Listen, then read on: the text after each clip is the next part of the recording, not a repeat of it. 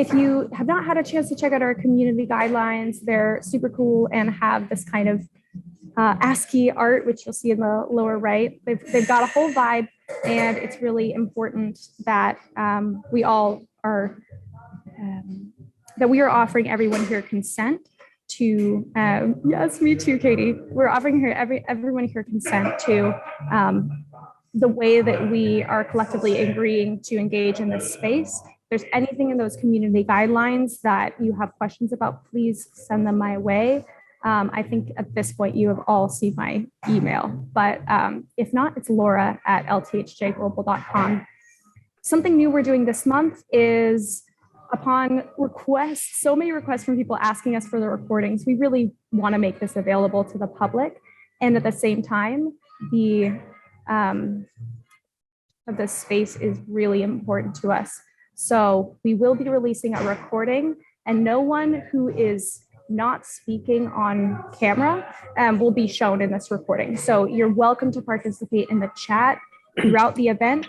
And the people who would be in that recording are, of course, Lindsey, our panelists, and anyone who decides to speak. So I want to make sure that everyone knows that. If you do want to speak and it really feels important, but you don't want to be in the recording, just send me a DM in the chat, because I can work that out. We can edit out that part of the video. Oh no, Lindsey, no makeup. Actually, I was like brought to the beautiful Zoom makeup feature by one of our community members. So you can put on Zoom lipstick. That was Jennifer, actually, one of the panelists for Unlearning Misogyny. Oh yeah, thank you. I will definitely share those community guidelines. Let me grab the link right now. And while we are starting, we wanted to offer this point of reflection. So we would love for everyone to type into the chat. Let us know how you're feeling, thinking, or experiencing the topic of unlearning white complicity. There's often this emotion that Lindsey names of a nervous excited. There can be a blend. We can be experiencing something that is not a binary emotion, and we want to include space for that. And also I just want to say thank you for bearing with any background noises for me. We have a little construction going on. So yeah, and you may not be nervous excited. Maybe you've got something else going on. So we want to hear from you. So after today, we are going to be sending out, I'll drop a link in the chat, a place where you're welcome to reflect further on what we discussed, and also offer us any feedback on how we can be improving this space so that you're feeling even more supported here. I'm going to drop that link in, but I just wanted to mention it now. And then for next month's roundtable, hey Tester, for next month's roundtable, we are most likely, I just talked with the GSBA, which is Washington State's Queer Alliance of Businesses. We're probably partnering with them to do a session on unlearning the binary. So that's really exciting, and we'll have more details for you coming.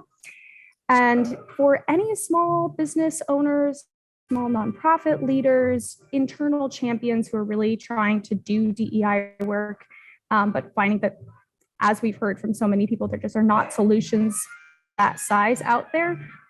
We are actively working on something for you at LTHJ Global that is built on our foundation as an anti-racist organization. And we want to open up that process and also give our community members here first access to early releases, behind the scenes stuff. So I'm going to, that link will also be in the follow-up message, but I will drop it here as well now. It's just a quick form if you want to get on that list. Pop that in the chat. Oh, nope, don't use that one. That's fully just my Google Calendar link. Take two. And there we go. All right. So you can check out that page for more information if you're curious. Otherwise, feel free to pass it along to someone who works in a small org you know, who's a DEI champion who is looking for more support. So with that, I want to pass it over to the glorious Lindsey T.H. Jackson, our host for today, who is going to introduce you to our panelists. And yeah, take it away, Lindsey.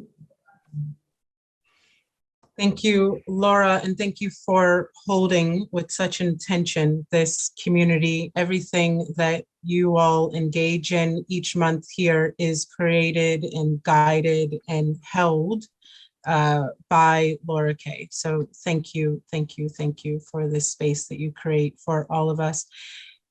And as always, let's take a deep breath together, inhaling in and exhaling out. Coming fully into the space, releasing where you've been, stop letting that anxiety build about where you're going, and instead come fully into this moment together. Welcome. We are going to be talking about the topic of all topics, unlearning white complicity. And I'm so excited by today's panel. One of them is a longtime bosom buddy, co-conspirator in troublemaking. My 7-year-old was just asking them, Auntie Robin, can you help me make some friendship bracelets? And before the sentence was even complete, Auntie Robin was like, yes! We are joined today by LTHJ research catalyst and anti-oppression and belonging facilitator, teacher, and researcher, Robin Counts. Also joining us, super exciting, is Joel Kamp, anti-oppression teacher facilitator, DEIB leadership coach, and consultant, and creator of an amazing curriculum, which I hope we will get to explore today. And so put your seatbelts on, put your phones aside, grab out your pens and paper, because this is going to be, all right, I say this every time. I'm like, this is going to be a session you will not forget. But no, this one is it right here. You will never forget this forever, and you're welcome in advance. As always, Laura will send out our notes afterwards so you can go in and learn even more about our amazing panelists. But Joel, Robin, please come off of mute and come up on the virtual metaverse stage with me. Joel, what the heck is white complicity?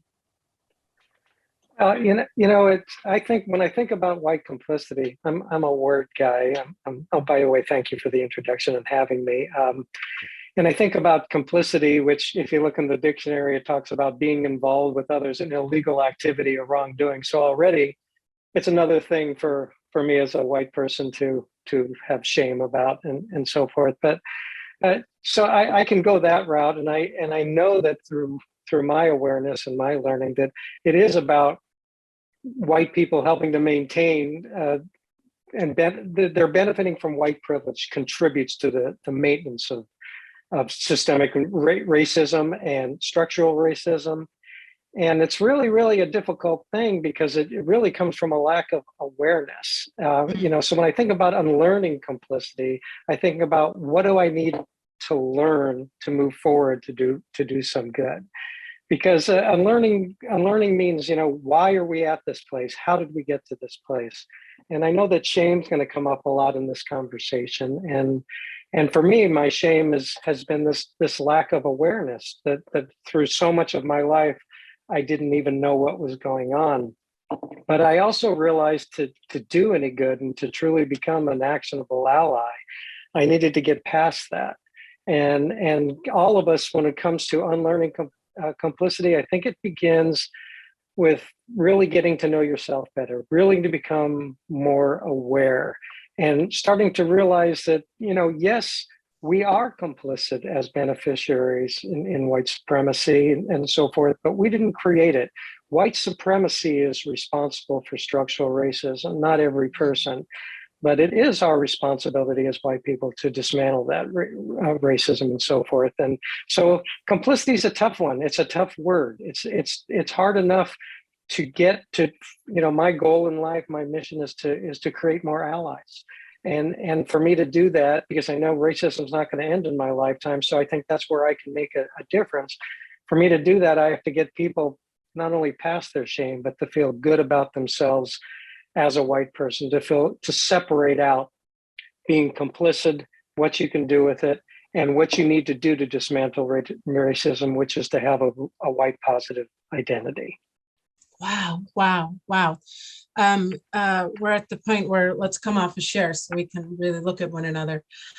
You know, even sitting on a panel and just being able to lean back into the role of questioner and be in my own state of curiosity, I think many of us find to still be uncommon. Often when we talk about race, we think it is for Black people to talk about. We think it is for Indigenous and people of color to be dealing with. And I hear you saying, oh, whoa, whoa. And, you know, we were joking earlier, Cast is on your bookshelf there. Great book. I think we mentioned it every class. Dr. Isabel Wilkinson probably owes us some like royalty money. But she says so beautifully that we've inherited this house.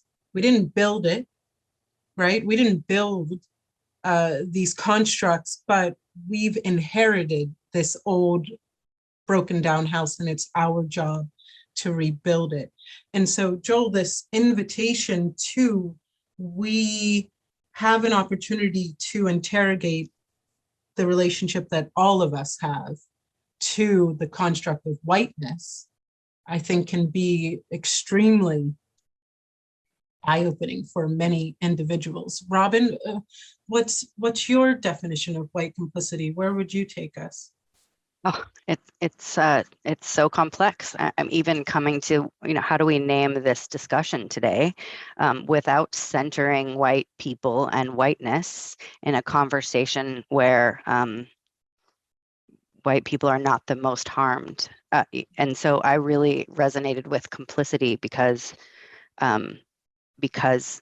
whiteness and people who are in that racial category, even though it's a false narrative, it's still a category in how we see each other. Whiteness is the reason, as Joel says, and we're complicit when we don't name and claim our socialization. And it's not always appropriate to name and claim our socialization because then we're centering whiteness. So it's this interesting circle. We all have healing to do to, you know, look at our own internalized oppression, no matter where we are. We all have been, you know, we all have been living in systems, all of us. And the US, and I know we got one person from South Africa at least here today, like the systems that that hold race and have made race mean something have oppressed us, and many white people don't know it. So I think the complicity is in not understanding how our words and actions and breaths and, you know, relationships perpetuate that. And it takes, you know, interrogation and healing and relationships and not asking the Black people in our lives or the people of color in our lives to tell us we're okay or validate us. We don't want to have the, you know, system of asking for approval because that's emotional labor. I could go on and on. As I feel like that's enough for complicity right now. Don't want to get too excited. Well, you said this thing, first of all, shout out to Veronica in SA.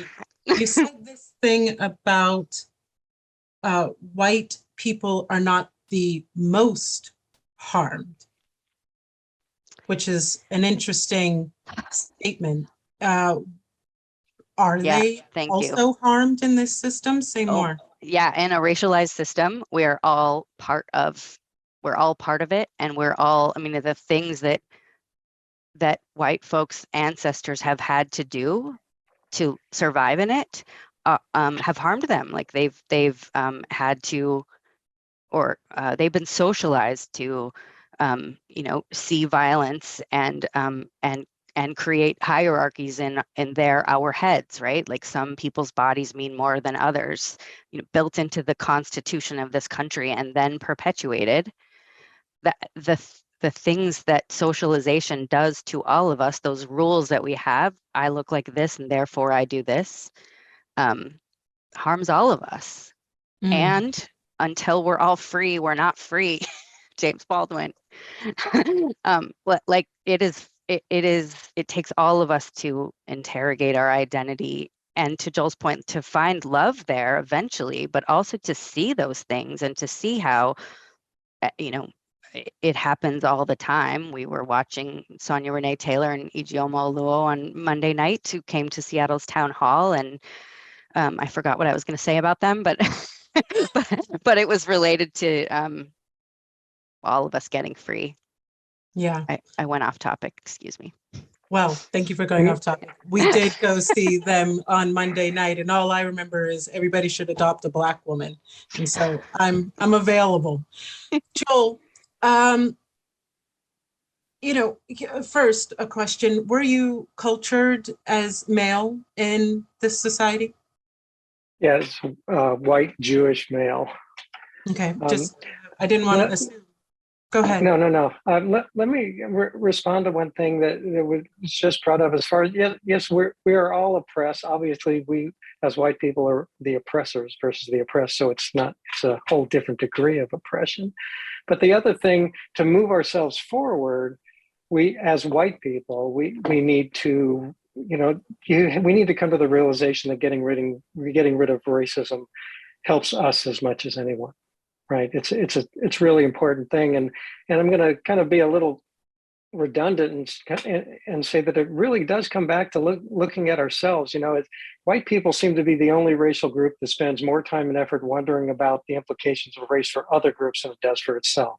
And that's part of the social conditioning that Robin's talking about as well. We just, it's really easy to talk about others and so forth, but we need to see whiteness as a really healthy part of ourselves rather than a negative aspect of others. And that's really a difficult thing when you're coming to terms with shame or the realization of not knowing that you're actually complicit in something that you had no idea was going on. But then all of our lives, we've been socially conditioned. I was on a podcast, being recorded on a podcast a couple of months ago, and I was telling the story. This podcast is with a white woman and a Black woman that have conversations. I think that's kind of the name of the podcast. And they were asking me about social conditioning, and I was talking about, how it starts so young, when you're holding an infant, a toddler in your arms, and the toddler says, "What's that, Mommy?" pointing to the first Black person they've ever seen. And they say, "Oh, they were put in the oven too long," And the woman on the podcast who was hosting the podcast said, "Oh my God, that happened to me." We're so unaware as white folks what people are going through every day. We're so unaware that I think W.E. Du Bois pointed out that, we as white people have one set of conditions that we have to respond to in culture. We have one lens to look through, where people of color have to look through the lens of being color and then look through the lens of the oppressors as well. So the conditioning is a huge thing. I don't know if I went on a tangent, but that's. You're in the right place for tangents. On that, what you just said, both by nature of my work and through that lens of double consciousness, one of the things that I think many people wonder is, what does this work look like for somebody who has moved through the world as a white male or white adjacent male? Sometimes there can be an outright rejection of the work altogether, the practice altogether. What and maybe why, in your experience, and especially in working with a lot of white-bodied men, what is often behind that?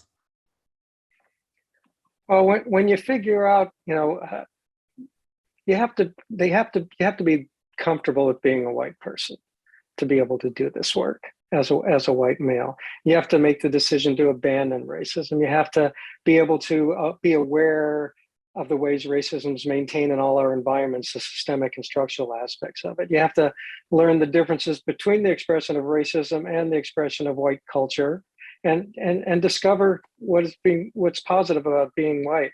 You know, in my workshops, we do a little exercise that takes 2 minutes, where we say, everybody get a paper and pencil, and for 2 minutes, I want you to write down the answer to this question, everything that you can think about. What do you like about being white? And when everybody writes down all the stuff that they like about being white, I say, okay, now I want you to cross out anything that compares yourself to other racial groups. Then cross out anything that has to do with the word racist, and then cross out anything that involves defining yourself according to what you're not. And you find out that very, very few people, including myself, could come up with anything that's really that good about being white when you take those out of that.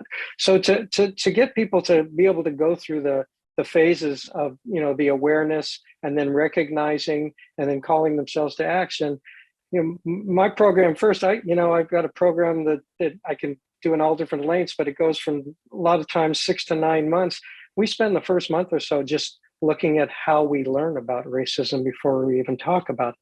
How do we get out of the bias of learning that we have? How do we look at things more objectively? How do we have dialogue versus discussion? You know, discussion ends with the word cushion, you know, to break up things, percussion, concussion. It's where people are trying to win a point. How do we learn to have dialogue where everybody's, you know, learning from, there's no winners or losers and everybody's learning. And then when we start to, you know, develop the difference between subjective and objective thinking, blank slate thinking, and we feel more comfortable about looking at things more objectively, and then we determine where we are in the continuum of racism and their organization. Then we start going into the history. We got to know, you know, we talk about socialization, social conditioning.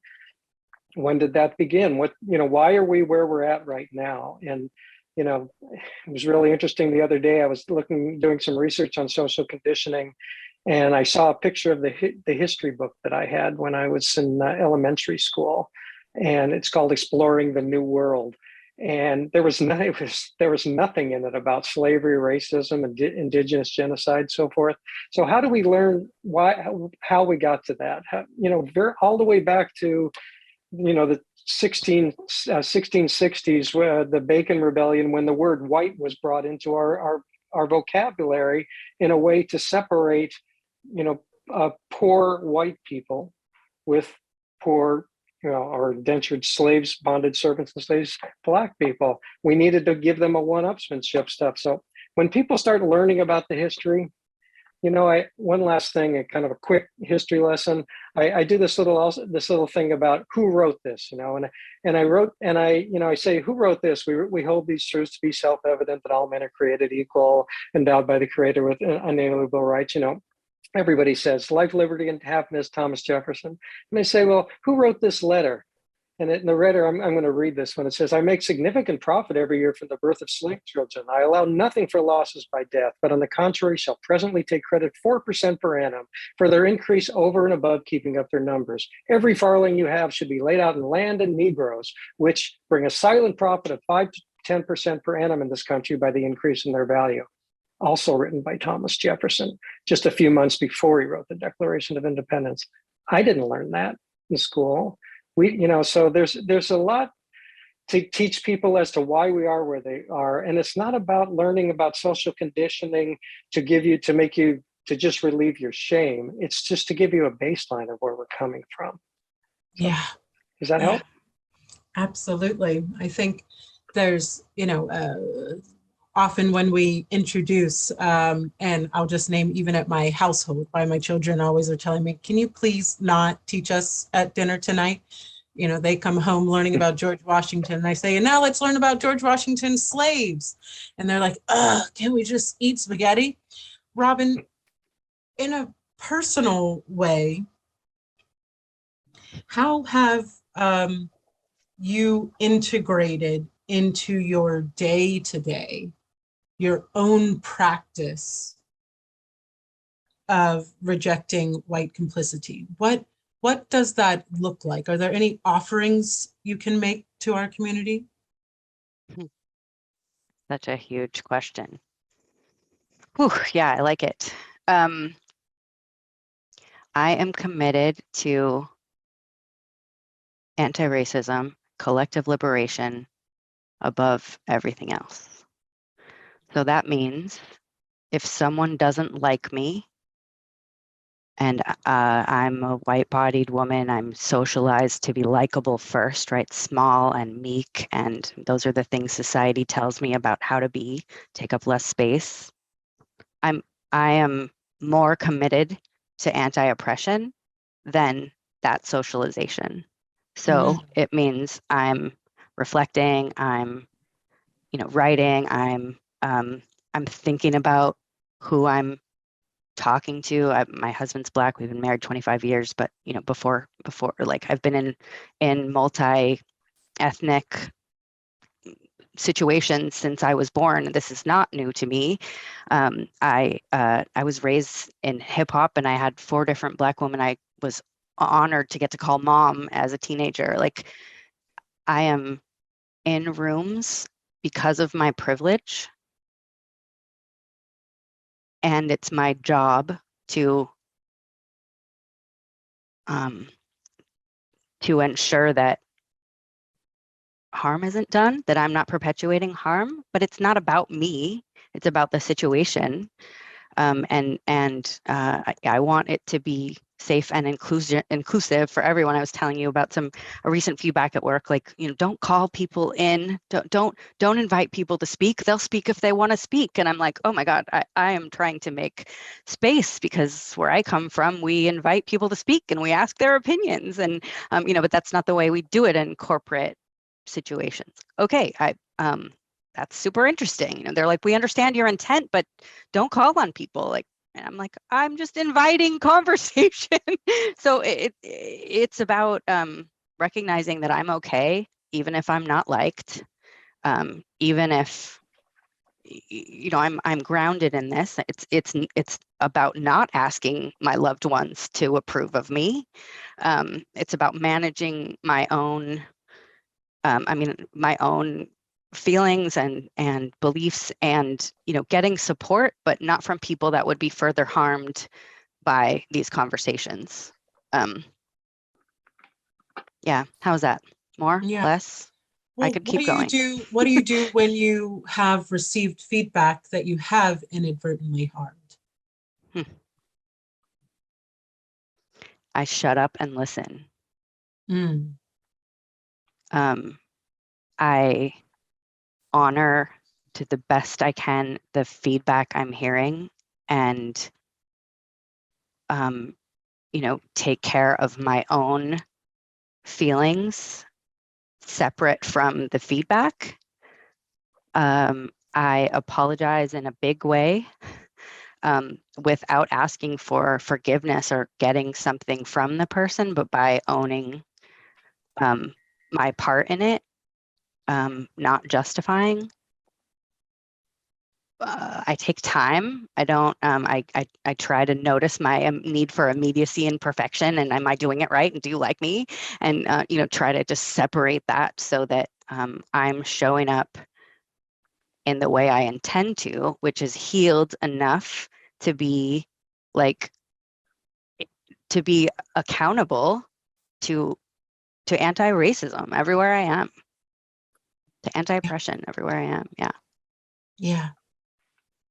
I appreciate the head nods here. Like, I'm talking and thinking out loud while we're here, and so knowing, just even seeing a little bit of feedback, I am cultured to work with community and not just to talk at you. So I appreciate the feedback I'm getting. It's helpful.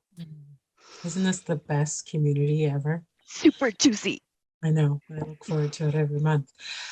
Joel, I think I'm really digging in here on this intersectional identity of whiteness and those that are cultured as male, because still in a lot of these spaces, I find that we show up and the majority is, especially when we're talking about learning how to be an ally, how to be an accomplice, how to be a disruptor in whiteness, I still predominantly see women.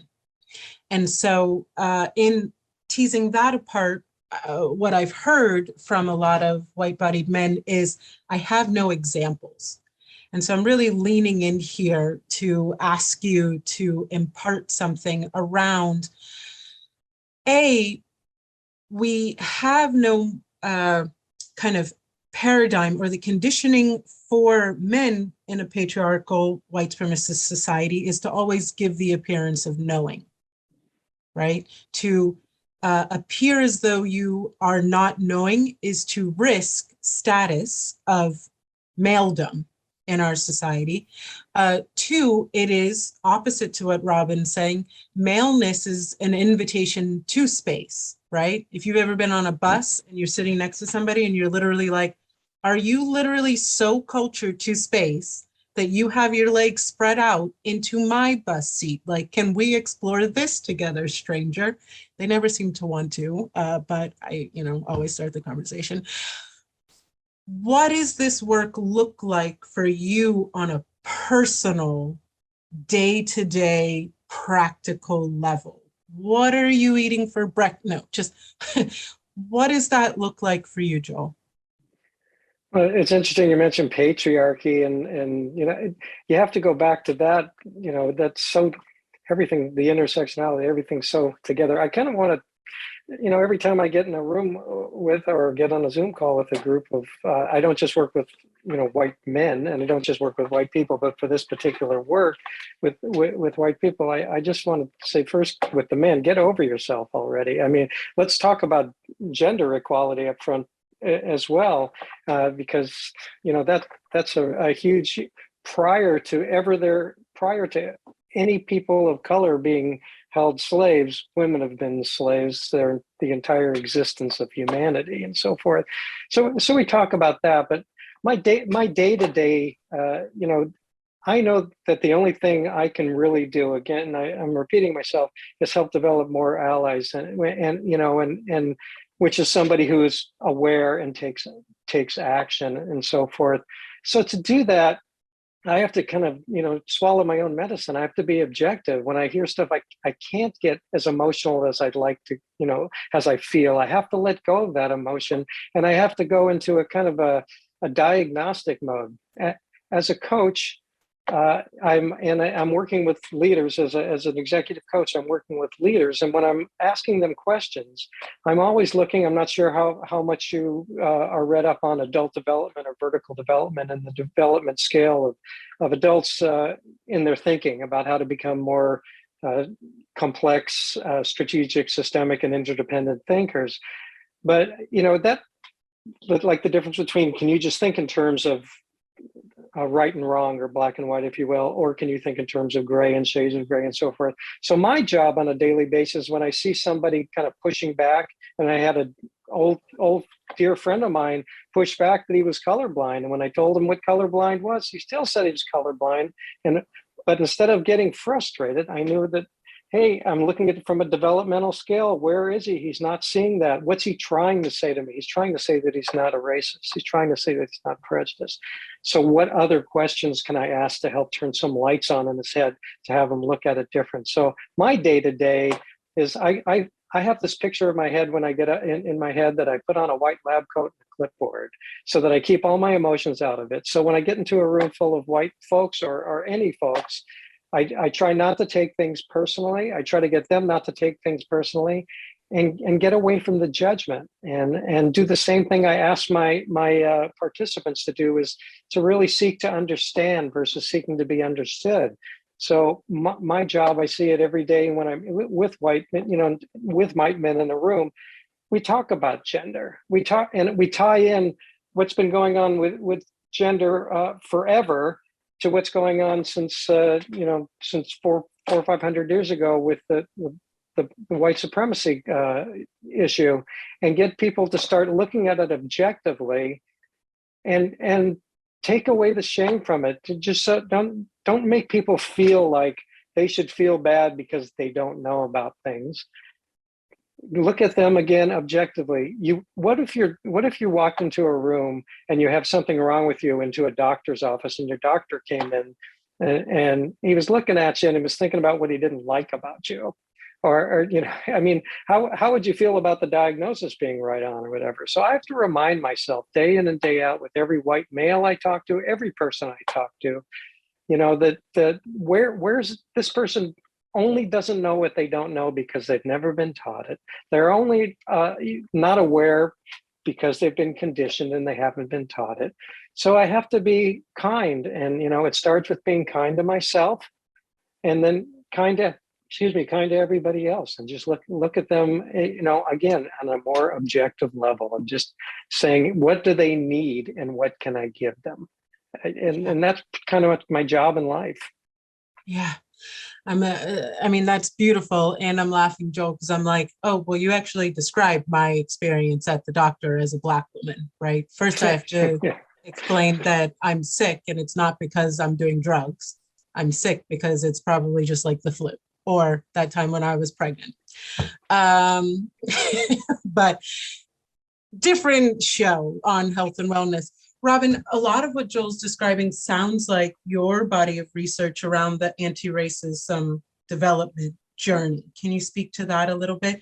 And before you say that, because I want to be respectful for the processors in the room, I'm going to step back because my lived experience is not of white-bodiedness. And so I'm going to invite you all to start thinking about your questions, getting them ready either for the chat window or aloud.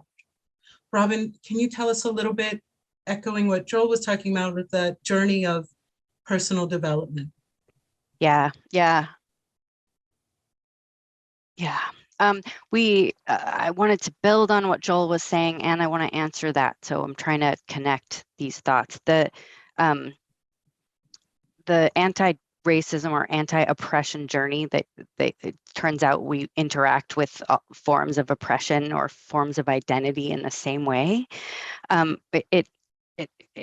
For some folks, we start with homogeneity, like we're raised to believe that whatever situation we're in is normal. So I'm going to speak just to race now. So I lived in Korea. There's homogeneity in race there, and so that's normal. And so it's harder in Korea to separate culture from race and family norms.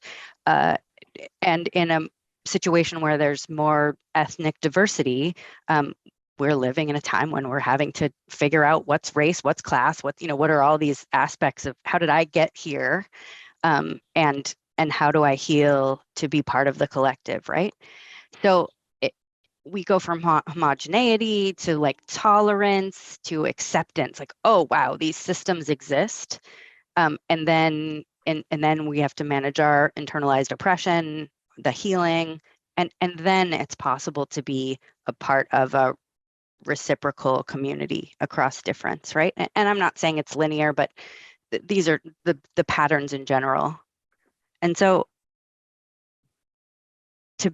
to build on the shame and the shame aspect, like I think it's important for people to be able to sort of see where they are so they can make steps forward without doing more harm.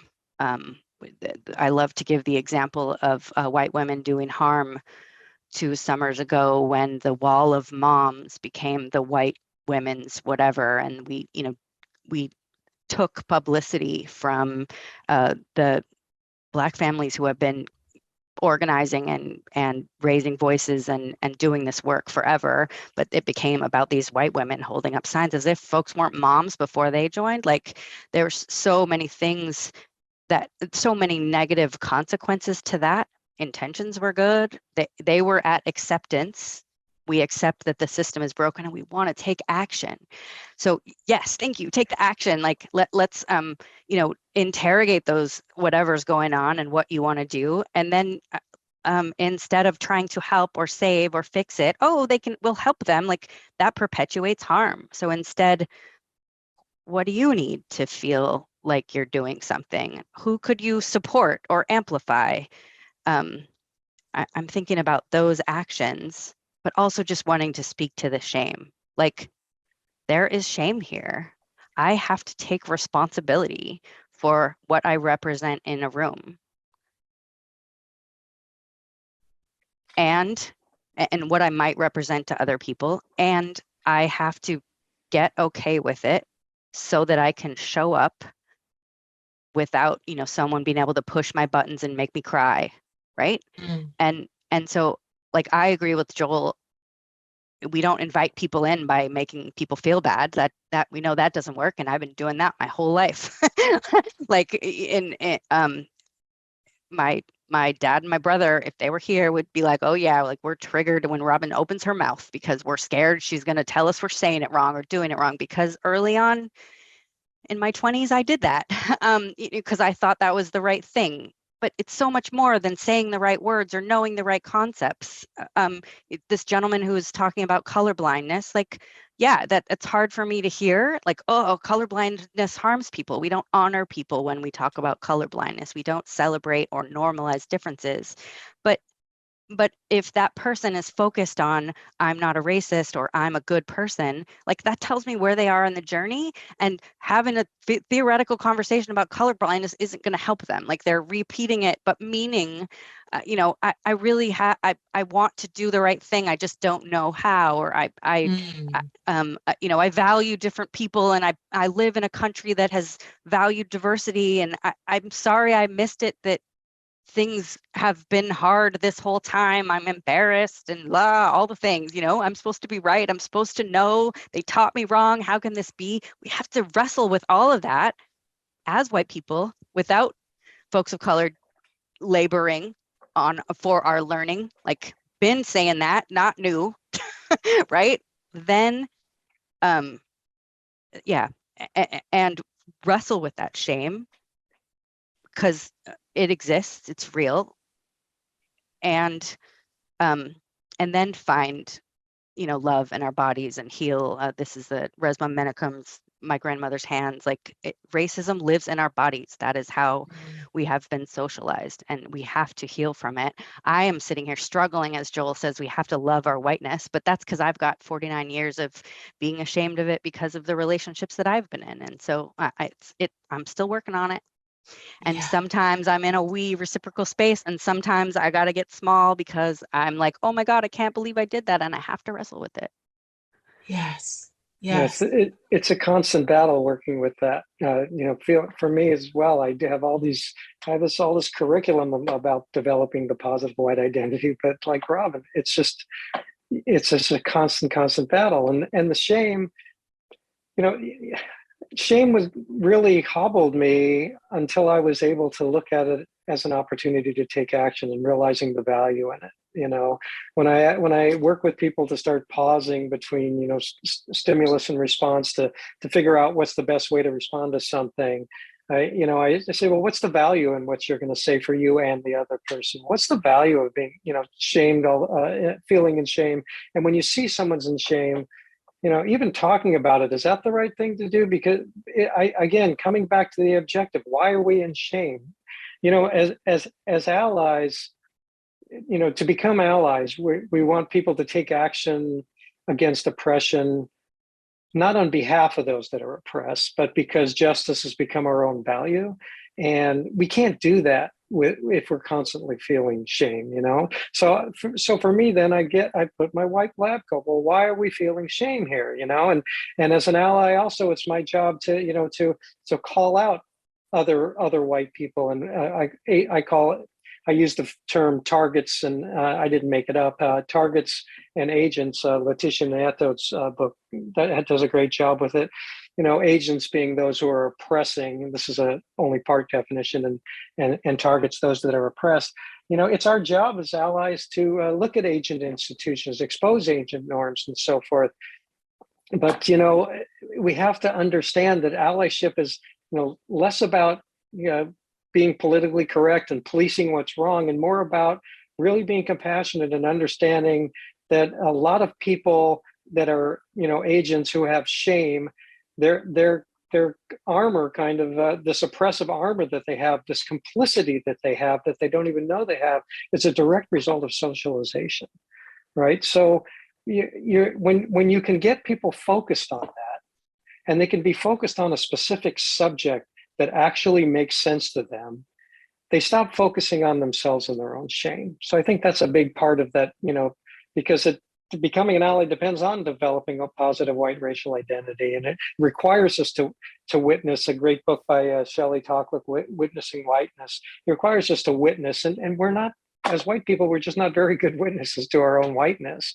I mean, and that witnessing means more than like, shining light on stuff and saying this is what these are where the inequalities are. We have to really clarify our own relationship to race and racial identity, and you can't do that if you're just stuck in the shames.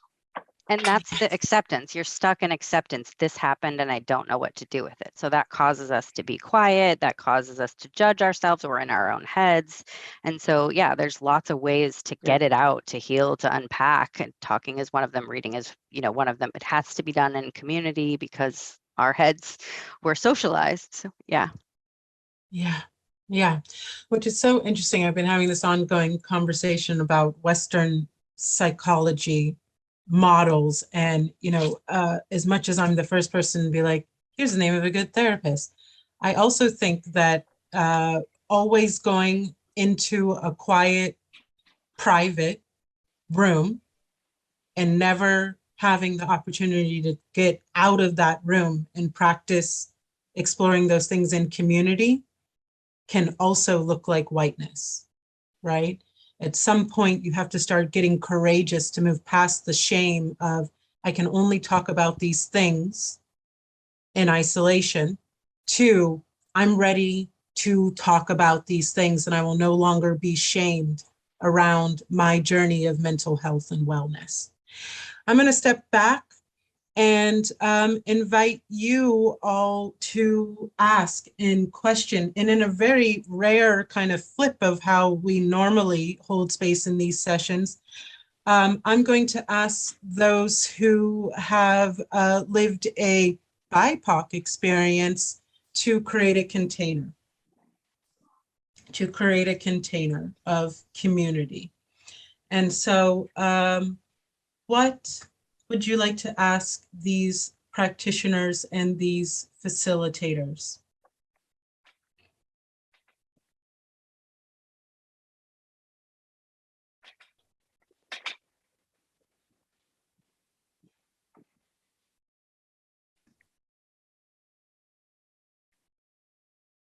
Levi? Yeah, thank you, Lindsay. My name is Levi. I use they, them pronouns. I'm with GSBA. And I just want to thank you all for having a vulnerable conversation about this. And I 100% agree that whiteness also is this idea of being right all the time. And it's not until we're like learning from others and about what's actually, oh, sorry, it's my dog, what's actually happened in our history. And I also understand that being a younger person, I have an extremely huge view of the world because I've always had access to the internet. So I'm like, so if you need to look something up, you just look it up. But so often when I'm met with folks who are not understanding and need a base level of like, why can't you just tell me 3 things I can do to not be racist?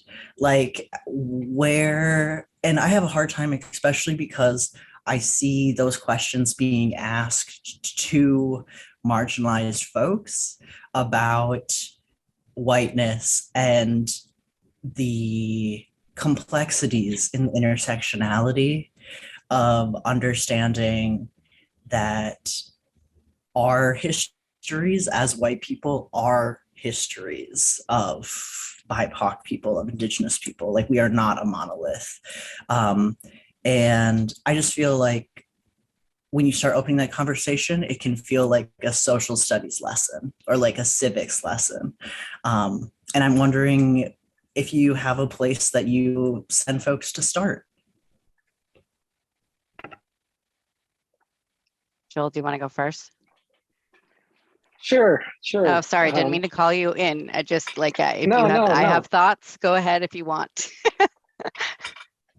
What can you do? Again, I mentioned this, it's really important for us as allies to that justice has become our own value. I look at this. I look at the work, and I kind of look at it in a binary way, and that there's two kinds of white people: ones who want to hold on to their privilege, and ones who want to feel good about themselves as being white, but no, it's our responsibility to dismantle racism. And I add to that without asking people of color how to do it, because that's not their job at all. This is all our job. So you're here. You're in the category of people who want to move forward in this. So you're already here, and you're already doing something. And I think part of when people start. Well, I have some videos I get people to look at, things like redlining and so forth that they didn't understand. I have some recommended reading. Like I've got the three first books that I always ask people to read that we talk about when we're doing this work. The first one is The Fire Next Time by James Baldwin. It's a really short little book, but it really gave me some perspective. And then I tell some stories that, when you're a younger person coming into this, it's really not any different than a person of my age coming into that. We're all thinking about it was so far ago. I'm also in a mixed race marriage, and when I was a teenager, it was illegal to be married. For me to be illegal to be married to my wife, so it wasn't that far away. And my we talk about things like lynchings. My wife's grandfather was lynched in Louisiana, in the 60s.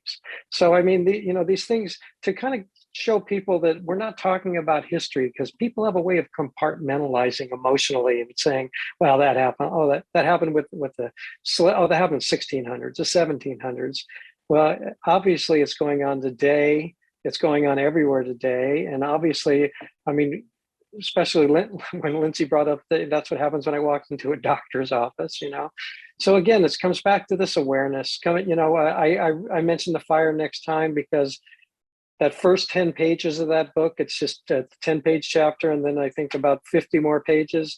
That first 10 pages of book, a letter that James Baldwin wrote to his nephew, it put me in a space that I'd never even imagined. And the reason I read that book first when I started doing this work is because I was watching an article of Barack Obama and his book. So I read his book, and in it, and I like presidential history. They said, "What did you do the first time you were in the Oval Office?" And he said, "Well, the first time I was in the Oval Office, there was tons of people with me, but when everybody left and I had a couple hours to myself, I sat down and read The Fire Next Time for the 30th time." So I felt compelled to read that book. So again, and Caste is another one, in The Sum of Us. There's a few critical books like that. Caste was a really difficult book, and then I'll shut up, Rowan. But Caste was a really difficult book to read because I'm a Jew, and it talks about the Indian caste system, the American race system, and the Nazi system. And when I learned that the Nazis came to America to learn from the white supremacists here, and found out that we're actually more strict than they are when it comes to blood and being white. There's all kinds of stuff out there that'll get your mind going and start making you look at it more objectively. Sorry to go on. Go ahead, Robin. No, I just want to add, I think for me, my approach has evolved. And where I'm at now is helping people to see where they are on the journey and what steps they can do to move forward. So information is sometimes helpful. Compassion is sometimes helpful. Listening is really helpful. It depends. The most important thing is for me to not have it be about me. And what did I teach them? And am I good? And did I do it well? Because that's not the point. The point is to support them and their journey. And so I've been in anger for a lot of years because I've been trying to name this and been gaslit by my family and friends for a long time. And so it has not been helpful for me to try to work with white people on this. As the healing continues, because it's not new to me, because it's not, yeah. And so I think it's about meeting people where they are and helping them to feel connected to the work and to see themselves in the work. So I'm listening for the ways that their identity has shaped them and what can they relate to, how do they think? We talk at LTHJ about about Enneagram, you know, how does their mind work? Are they looking for a lot of data? Are they looking for connection? Are they looking to feel like there are other people who are along the journey with them? And then just meeting them where they are. I also have big lists of books recommendations depending on where you are on the journey, and we can get those out to the group too. And they include the books that Joel named, so we're all on the same page. Two things. One, I would remind anybody who's new to this space that we are not bound by Western concepts of time in this space. And so there will be a natural end that we will come to. But we understand if you are in the middle of a day that is operating by Western constructs of time and you have to exit, you will not be shamed. Two, I just, on that, Robin, because we've have been holders of one another's journey, as I've been healing from internalized racism, as you have been further unlearning white complicity. And so I would just, as someone who bears witness to your life, I've noticed the more that you have unlearned white supremacy, the more graceful you have become with other white-bodied individuals, right? It's So my moving honor to away hear that. from Thank you. that perfectionism. Dustin. I didn't have a question. I just wanted to give a shout out to the panelists and just thank them for doing the work. It's not easy. And, you know, we obviously, as people of color, we need white people to do the work. So just want to thank y'all for doing the work. Yeah. Thank you, Dustin. Thanks for being here. Yeah. Yeah. Hannah? Hi. I don't know that I have a question either, but I don't know that maybe I'm looking for some advice or guidance or words of hope. But I'm just listening and sitting here thinking about the ways that we're talking about how we've been socialized as white body people. Joel, I think you mentioned specifically like a history book from when you were taught history. And I'm just reflecting on the things that we are seeing that are happening across our country right now, where I mean, we can, refer the Don't Say Gay bill or things similarly to it. This movement that anything that feels like anything that mentions race or mentions slavery is labeled as critical race theory, and that is harmful to others or to white people and must be eliminated. And then I'm trying to balance, this conversation with Lindsey's knowledge and speaking that it's going to take, 7 generations for us to move through all of this. So again, I don't know that I have a question. I'm just thinking about all of that in my head, and I'm wanting to hear your thoughts about all of that as well. Got words. I'll go. And then Joel, I'll pass quickly to you. I think that the shame and fear is at the root of the wanting to label it. I read 15% of a book called Woke Racism by a man who the book is talking about the cult of religion that is woke racism or something. There's this attempt to kind of other the folks that are getting this knowledge, and I'm fascinated, like, where do I fall? It's not new to me, like but I've made mistakes over the years. Am I one of those people? I don't think it matters. The point is to label some of those behaviors so that in our brains we other those people that are doing that work. It feels to me like it comes from, fear and otherness and sense of identity. So when I talk about anti-oppression, I mean all the ways that we experience systems. And so now I've got stereotypes in my head. So will try not to perpetuate any. I'm thinking about white folks who don't have natural reciprocal relationships with people of color, and having that perpetuation of othering, and what lessons they learned about themselves and what that's about. And it feels like we're trying to label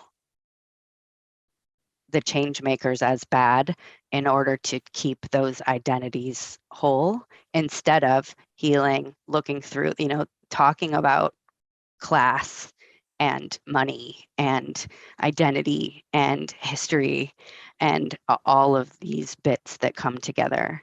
So it hurts my body to hear about the critical race theory. It's a struggle, but it's also not new. Like, these things are getting more publicity, but this shit's been happening since we found it, and it's in it's just new that we have the internet and that we're talking about it more. So it's good, but also, we're seeing the fear. We have healing to do. And I think that's one of the things that motivates Joel and I, is like, there is work to do to help those folks. And the more it's decided that people that are talking about race are bad, hey, I'm a good white person, you don't call me a racist. I support the good systems. I didn't do anything wrong. Like, all of those arguments are not helpful. I'm now passing to Joel. Yeah, this is like what's going on in the world today, and the government and the world, and how how the word woke, which I was led to believe is a good word, is now a bad word, and all these things that are going on since the whole Trump debacle started. It's one of the things that upsets me most in this world, and I think that has to do when we spoke earlier. I think it was Levi speaking about being younger.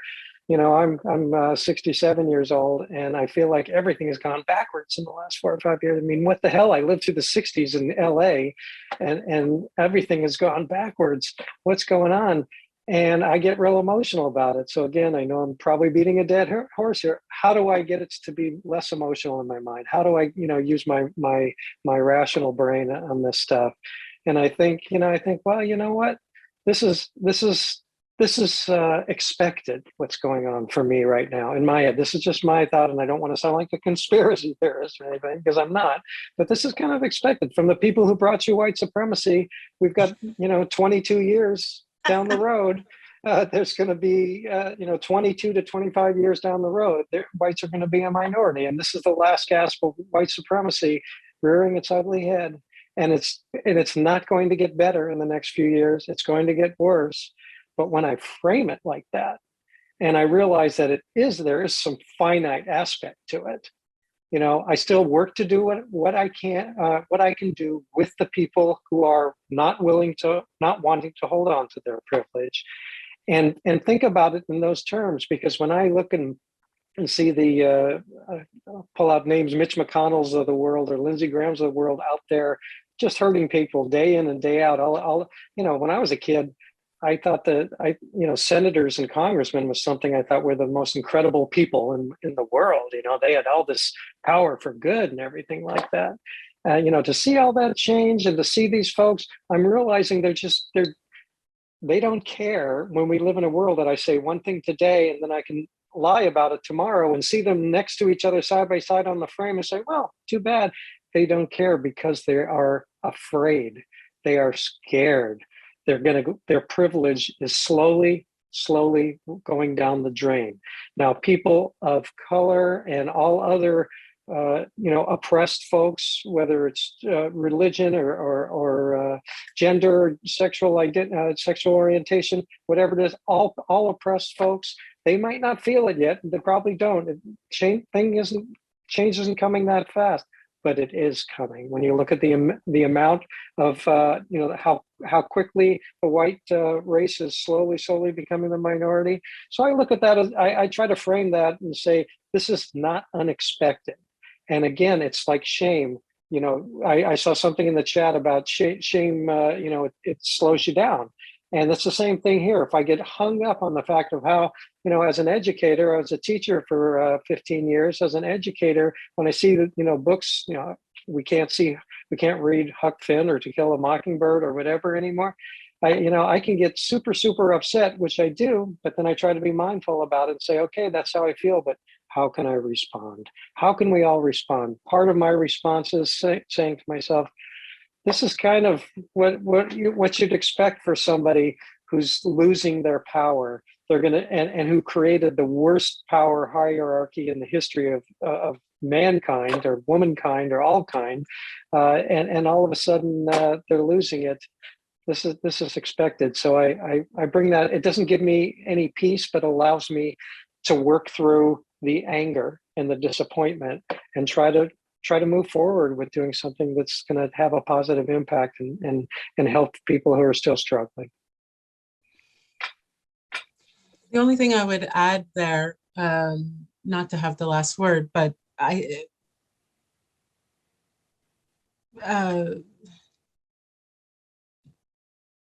humans, as we're often reminded, are belonging and connection animals. And we desperately desire it. And the more that we learn to belong to ourselves first, and then if you really want to do this work and practice this work, first go home and practice it there, right? How are you not enacting adultism on your children? How are you not demanding perfectionism from your lover? How are you not avoiding uncomfortable conversations and learning how to set up boundaries while still being loving, in your assertion of those boundaries? Even in this space, don't forget, what we practice in this space is the work. We come together from so many different places without even knowing where we all came. And here's the beauty of technology, and yet we meet and we have uncomfortable conversations and we normalize it across so many intersectional identities. And hopefully our deepest wish, and I know especially Laura, is they are the creator of this space, is that you walk away from here and you go,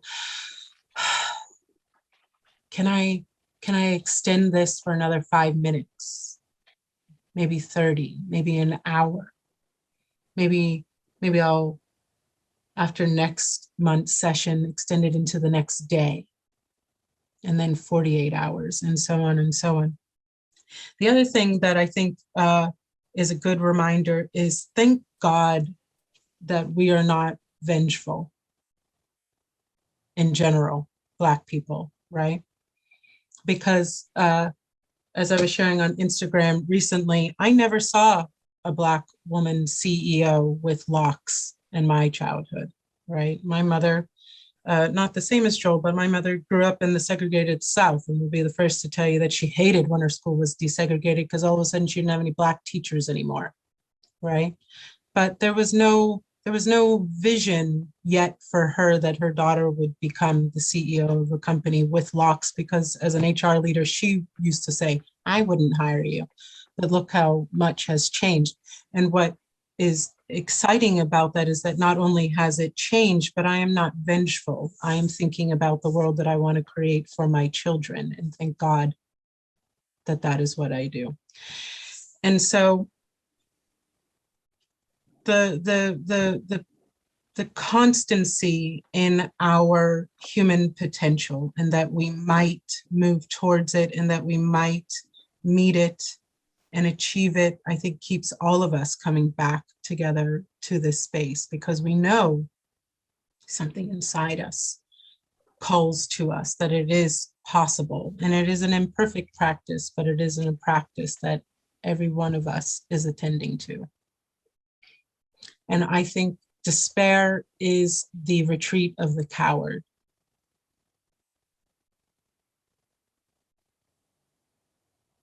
It's good to be with you again today, friends. Continue on your journey. And next month, I look forward to ceding the floor to the GSBA, we hope, and to be among you as a listener and a participant. Thank you, Joel. Thank you, Robin. Thank you, Laura. Thank you, everybody.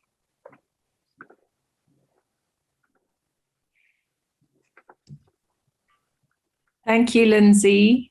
Bye-bye. Thank you, my darling Veronica. I know it must be late an essay. It is late, yeah. And Robin, Yeah. how lovely to see you. And Joel, it was a lovely listening to you. Thank you. Thank you. Thanks for I being look here, forward to Veronica. the next one. Cheers. Bye. Here's my darling.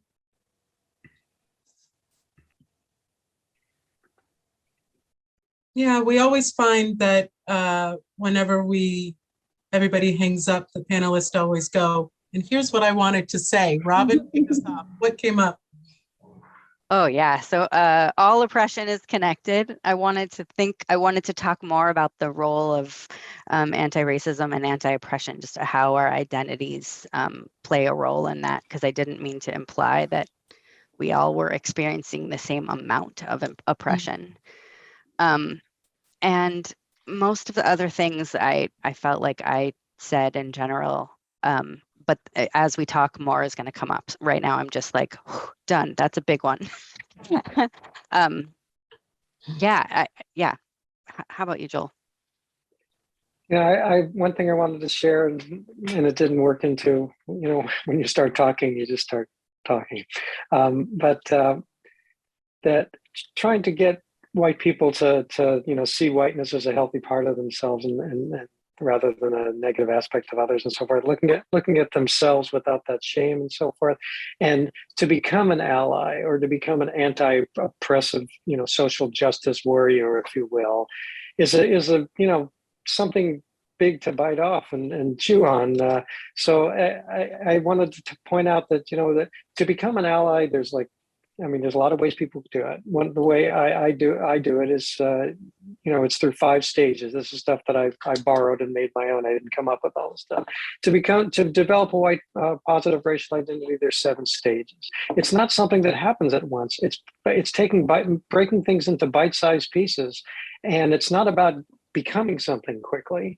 It's about just starting with stage 1 and not worrying about the rest of the stuff and learning it, moving to stage 2 and getting people to feel really, really good about moving forward. That's what it's all about. If they're moving forward in their attempts to either learn or become this or that, then they're doing great, and they should, and that gives them the opportunity to stop kicking themselves in the ass and start patting themselves on the back a little bit more, which is really needed if you're going to eventually feel good about your whiteness. So I wish I would have shared that. Well, and because when we focus on the shame or how we're feeling or how we're doing it right, then our energy is not going towards the progression. Like then you gotta feel that and get to the heart of it, but you gotta keep going.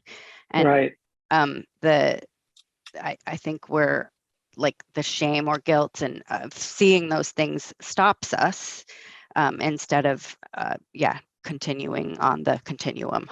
Right. And I felt some guilt during this thing for a second, and tell me what you think about this, because I can't get over it when things happen to me like this. But when I talked about how it's our job as white people to dismantle racism without asking people of color how to do it. And then the one person of color who spoke, I don't remember his name, said, I wanted to thank you for doing this. And I felt shame and guilt for just being thanked. I want the part of me right then wanted to say, please don't thank me. I should be doing this, period, and it's weird that I kind of default to that shame and guilt if somebody even thanks me for this. But that's my own growth edge. Naming that, I think it's been interesting because our last 2 sessions, we've had a Black, I happen to know Dustin, and so I'm assuming based on what I saw in terms of melanated, but the appearance of a Black woman thing. And it is interesting. There's obviously, it feels authentic to them. to share that in that moment. So you don't want to deny it, that authentic expression that's obviously coming from them. And I see your point in that in this work, it shouldn't be looking for the thanks, looking for the acknowledgement and praise, right? Yep. Right. Because I can't put myself in his place. I know that for sure. But if I were to, like, you know, if it doesn't stop me in my mind from trying, because if I was in his place, I wanted to say, instead of saying thank you, I would say, it's about fucking time. Mm. You know, that you're doing, you know, that you white people are doing this, you know, so that's something I have to learn to work with. And I'm going into a workshop later this week with a group of, you know, a mixed group, if you will. And, you know, I'm going to bring up some of that stuff and ask, you know, people of color with white people in the room about how I'm feeling about this and what they have to, you know, how they respond to when I say, I would have said it's about fucking time. There's no way I need to be thanking you. This shouldn't happen in the first place, type stuff. But again, we can't help what thoughts come into our mind. It's so hard to be graceful in that moment. Go ahead, Lindsey. No, I was just going to say, it's so interesting because I would say in the spaces that I find, it is more often than not the white social justice warrior who is saying to other white people, it's about fucking time. Whereas Black people tend to, and so there's a whole thing is that about internalized racism? Is that about just the nature of the grace that you learn for people in having a marginalized existence? I think it's an extremely complex thing to interrogate, because I find, and Robin and I have spoken about this often, that white people are the most unforgiving of other white people on the journey. But I agree with that. I mean, it's because we're associated, right? Like, I don't want to be associated with that. I feel like we were acknowledged as individuals who are doing something out of our social norms, but it's difficult to be graceful in that interaction because I'm not doing enough. I can never do enough. Like, I've been doing this all this time and it doesn't matter. Like, it's so frustrating. But that's not what they're saying. They're saying, I have compassion for the journey that you are on. So it was more comfortable for me today than I've been going to protests with my neighbor whose family is from Ethiopia, and there's a war going on in the Tigray region, and I'm often the only white person there. So recently, when I go, people come up to me and thank me for being there, and I've said, you know, I've said all kinds of dumb things in response because I just am like that. All I'm doing is showing up. You know, like I sometimes I say, of course, and then I'm like, but I don't go to everything. You know, like there's just all of that stuff there. But what I hear myself saying right now is that it's about the individual and just like, I see you. I laughed when you said that because I wanted to say, I bet my dumb things are dumber than your dumb things. I mean, it's really hard not to, you know, I mean, it's for a guy who spends so much of his time trying to separate my opinions and assumptions, my subjective thinking, my objective, in those types of situations. You know, you said when you're the only white person there. When I was with you know, the first few times when I was dating my wife and we'd be in places, I remember specifically we were on a ferry from Bainbridge because I used to live on Bainbridge, and we were on a ferry from Bainbridge, and I, you know, I started noticing almost everywhere we go, she's not only, you know, the only Black person in the room or the only person of color in the room ever. And then I started thinking about the school to prison pipeline and started thinking about how, you know, where I would have been as a young Black person, who has no self-esteem when I was a kid. I had really low self-esteem. Mm. And I would have been in either dead or in prison if I was the only person in the room of my color my whole childhood. I didn't have the strength that my wife has, that her parents helped her have, and so forth too. So it's there's so much emotion attached to it. It's really, really difficult. It's really difficult for someone like myself to try to be unemotional and objective about the most emotional stuff. It's not, You there's have no to be both, objectivity. Joel. Yeah. Right. You have to give yourself permission to be both, in that if you block out the emotions fully, they will reside somewhere else in the body. Cancer, Right. an aneurysm, something. So you have to feel it fully and not over identify with the emotion. It's the both and, not the Right. I mean, it's mindfulness. It's about honoring the emotions and then saying, okay, I feel them. How do I respond? But that, sometimes doesn't happen before the dumb stuff comes out of my mouth when I'm put in that same position Robin was in, Exactly. And there comes the grace. Yeah, Mm. hopefully, but good Robin? stuff. Pardon? Did you have a thought? I did. I'm trying to determine if it's helpful. I was thinking about, the what we do when we compare, if I had to do that or if I were in that situation. And it's also like, I'm going to go on a super limb here, but like there isn't white culture. So if I were the only person, like I didn't learn interconnected, like those, there are things that are not built into my culture and history and experience. I'm not saying all Black people have that, but like we are prepared in different ways for different lived experiences. The conversation that we had to have with our son at age 11 about, playing Nerf guns in the forest with white friends was not the conversation that his white friends were having with their parents. Exactly. The books that we're, all of because we are have been mindful of this, our experience is different. Our acceptance is different. And I too, if I were the only with the upbringing that I had, if I were the only, I would not have survived. It's amazing that I survived not being the only. I mean, because I kind of was, but anyway, like there's something about, I was a little bit uncomfortable about like strong women, just the stereotype of strong Black women, and you were honoring and also thinking about that. So anyway, my sociology brain was just getting all geeky about what's what, what's.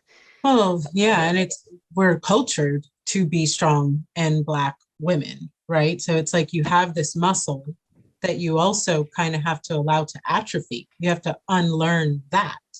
Yeah. Right. Which has been my practice around, I'm going to cry in public, which maybe now in my adulthood has happened like 3 times, maybe. Nailing it. But it's the way I watch white-bodied individuals unlearn perfectionism or upper class, let's call it, perfectionism, sense of urgency, blah, blah, blah. Really unlearning that, almost similar to the way we culture men. You may not have access to an emotional world. Has been a real practice. So again, it's seeing the socialization. I have a muscle that's been extremely strengthened, and then deciding when it's useful and when it's not useful.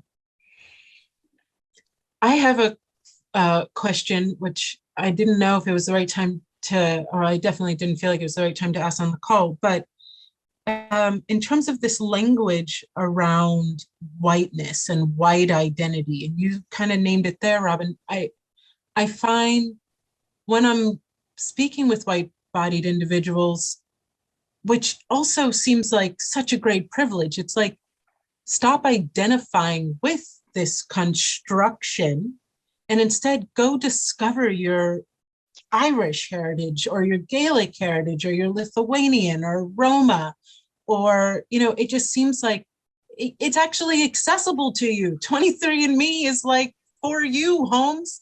Like, is it whiteness or is it your indigeneity? That's a double-edged sword, because when you're working with people through the stages of developing a positive white identity, you have the earlier stage, the earlier stages where people say they don't identify as white. Oh, I'm Irish, I'm Jewish, and that, so when you have people, you utilizing that as an excuse to say that I'm not white, to separate themselves, it tells you right exactly where you are. When I started reading about, my father was born and raised in Brooklyn, New York, and I started reading about Brooklyn in the 19th century, where I'm an Ashkenazi Jew from Central Europe, and when the Sephardic Jews came from Spain and south of Spain into Africa, they were just treated like shit by the Ashkenazi Jews, because the Ashkenazi Jews were trying to pass as white, right? So there's a whole history tied to that as well. So yeah, to learn about it is, I think, really, really important. But you have to be aware that then people can latch onto that. And then there's another stage of development you have to go through to unlearn that. Does that make sense? Yes, that was beautifully put. And it's I'm always excited to see the framework. Yeah. Yeah, Sorry. context is everything, right? Yeah, you two need to get your research together and have a research date. I'm excited about that. Couple of nerds. Yeah, everybody at LTHA Global is a nerd, so we all fit right in. Exactly. Yeah.